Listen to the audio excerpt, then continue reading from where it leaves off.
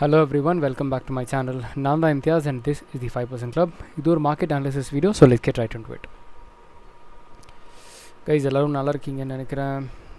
So நாளைக்கு crypto market open. We are back to the level and setup. So நாளைக்கு என்ன செட்டப்னு பார்த்துக்கலாம். Guys, last Friday பார்த்தீங்கன்னா எனக்கு இங்கே ஒரு சின்ன எஸ்எல்ஏட் ஆச்சு. இந்த கேண்டில் பார்த்து நான் பை பண்ணேன், பட் இமீடியட்டாக இங்கே எஸ்எல் ஹிட் ஆகிடுச்சு. It's fine, totally fine. சின்ன எஸ்எல் தான், பட் இங்கேருந்து நம்ம பிடிச்ச ப்ராஃபிட் இங்கேயும் புக் பண்ணிட்டோம். ஓகே, ஸோ இப்போ பார்த்தீங்கன்னா 22,160க்கு மேலே மார்க்கெட் போச்சுன்னா கண்டிப்பாக நான் ஒரு பர்ச்சேஸ் பண்ணுவேன், பை பண்ணுவேன். அதாச்சும் இந்த லெவலுக்கு மேலே போகணும், மேலே க்ளோசிங் கொடுத்தா தான் பை பண்ணுவேன். இல்லாட்டி இந்த ட்ரெண்ட் லைன் நல்லா பாருங்கள், 15 மினிட்ஸில் இங்கே 2 டச்சஸ் இருக்குது. Okay, so these are 2 touches which are some solid touches. இங்கே ரிட்டன் டச் பண்ணி இங்கே சர்வை பண்ணுது அப்படின்னா மேலே போகிற chances there are high probability இருக்குது. பிரேக் பண்ணுச்சுன்னா இங்கே ஒரு சப்போர்ட் இருக்குது, இமீடியட்டாக இங்கே ஒரு சப்போர்ட் இருக்குது. அது போக இது ஒரு வாலடைல் ஜோன், அதனால் பிரேக் பண்ணுச்சுன்னா இங்கே வந்து இங்கே ரிட்டன் வாலடைல் ஆகிறதுக்கு சான்சஸ் இருக்குது. ஸோ கொஞ்சம் காஷியஸாக இருந்தால் நல்லது. நாளைக்கு என்ன பண்ணலான்னா இதுதான் பிளான். 22,000க்கு மேலே ஒரு க்ரீன் கேண்டில் க்ளோஸ் ஆச்சுன்னா கூட நான் சின்னதாக ஒரே ஒரு லாட் பர்ச்சேஸ் பண்ணி ஸ்டாப் லாஸ் வந்து 21,975 அந்த லெவலில் வச்சு ஹோல்ட் பண்ணுவேன். மேலே போயிடுச்சுன்னா ஓகே, எஸ்எல் ஹிட்டாஸ்னா விட்டுருவேன். அப்புறம் இந்த சைட்வே மார்க்கெட் ரன் பண்ணிவிட்டு ரிட்டர்ன் 22,155க்கு மேலே போச்சுன்னா தான் பை பண்ணுவேன். செல் எங்கே பண்ணுவேன்னா 21,905க்கு கீழே வந்துச்சுன்னா செல் பண்ணுவேன். ஓகே, ஸோ அதுக்கு முன்னாடி என்ன பிளானும் கிடையாது. நெக்ஸ்ட் இஸ் பேங்க் நிஃப்டி நல்லா பார்த்தாவே தெரியுது. நம்ம ஆல்ரெடி பிளான் பண்ணியிருந்தோம் 47,070க்கு மேலே போச்சுன்னா தான் பை பண்ணுன்ட்டு. அந்த லெவலுக்கு மேலே போகவே இல்லை. மார்க்கெட் இந்த வாலடைல் ஜோனில் தான் சிக்கியிருக்கு, which is totally fine. Okay, இந்த மாதிரி ஒரு டைரெக்ஷன் சூஸ் பண்ணுறதுக்கு முன்னாடி மார்க்கெட் வாலடைல் ஆகும்.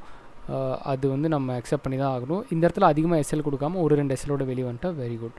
ஸோ 47,050க்கு மேலே மார்க்கெட் க்ளோசிங் கொடுக்க ஆரம்பிச்சதுன்னா கண்டிப்பாக நான் பர்ச்சேஸ் பண்ணுவேன்.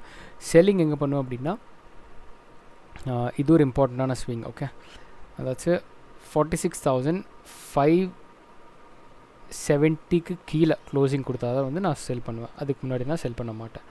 Okay, next is US oil. US oil இப்போ பார்த்தீங்கன்னா நமக்கு இங்கே நல்ல ஒரு எஸ்எல் ஹிட் ஆச்சு. அதுக்கப்புறம் நம்ம இப்போ ஹோல்ட் பண்ணிகிட்ருக்கோம்.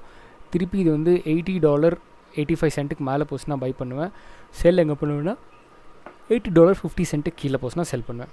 ரொம்ப சிம்பிள். இது ஒரு வாலடைல் ஜோன், அதாச்சும் இந்த ட்ரெண்ட் லைன் பிரேக் பண்ணிச்சு. பிரேக் பண்ணி இந்த பிரேக் அவுட் வந்து சஸ்டெயின் ஆகலை. சஸ்டெயின் ஆயிருந்துச்சுன்னா இந்த ஹையெல்லாம் பிரேக் பண்ணிட்டு ஈஸியாக போயிருக்கும். பட் இது ஒரு ரெசிஸ்டன்ஸுங்கனால இங்கேருந்து கீழே வந்திருக்கு. இங்கிருந்து ஒரு நல்ல பை தான் டில் $81.40. இல்லாட்டி சேஃபாக பை பண்ணணும்னா $81.50க்கு மேலே சேஃபான buy. Okay, next is gold இப்போ ஒரு க்ரூஷியலான லெவலில் வெயிட் பண்ணிருக்கு. அதாச்சும் உங்களுக்கே பார்த்தா தெரியும், 4 hours டைம் ஃப்ரேம்லேயும் 1 hour டைம் ஃப்ரேம்லேயும் ஒரு நல்ல ஒரு ட்ரெண்ட் லைனை பிரேக் பண்ணி மேலே போச்சு. பட் அந்த பிரேக் அவுட் வந்து சர்வைவ் ஆகாமல் கீழே வந்துருச்சு. ஓகே, இங்கே ஒரு நல்ல ரிவர்சல் தெரியுது. 2154க்கு கீழே பிரேக் டவுன் கொடுத்துச்சுன்னா செல் பண்ணுவேன். ஆனால் பை எனக்கு இமீடியட்டாக இருக்குது, அதாச்சும் இந்த லெவலுக்கு மேலே 2167க்கு மேலே மார்க்கெட் க்ளோசிங் கொடுக்க ஆரம்பிச்சுன்னா கண்டிப்பாக பை பண்ணுவேன். பை பண்ணி இந்த ப்ளூ மார்க்கிங்ஸ் எல்லாம் தான் வந்துட்டு இமீடியட் டார்கெட்ஸ். அதாச்சும் ஃபர்ஸ்ட் டார்கெட் வந்துட்டு 2178, செகண்ட் டார்கெட் 2185, தேர்ட் டார்கெட் வந்து 2205. ஓகே, இந்த மாதிரி டார்கெட்ஸையும் நம்ம வந்துட்டு மைண்டில் வச்சுட்டு போகணும். அதே மாதிரி கைஸ் இன்னொரு ஸ்டாக் இருக்குது. இந்த ஸ்டாக் நான் வந்து லாஸ்ட் டைமே வாங்குவேன்னு சொல்லியிருந்தேன். அதே மாதிரி நான் வாங்கி இது நம்ம ப்ராஃபிட் வந்து டபுள் ஈஸியாக ஆக்கிடுச்சு. ஓகே, அதாச்சும் நம்ம 1:2 தான் வைக்க வேண்டியது.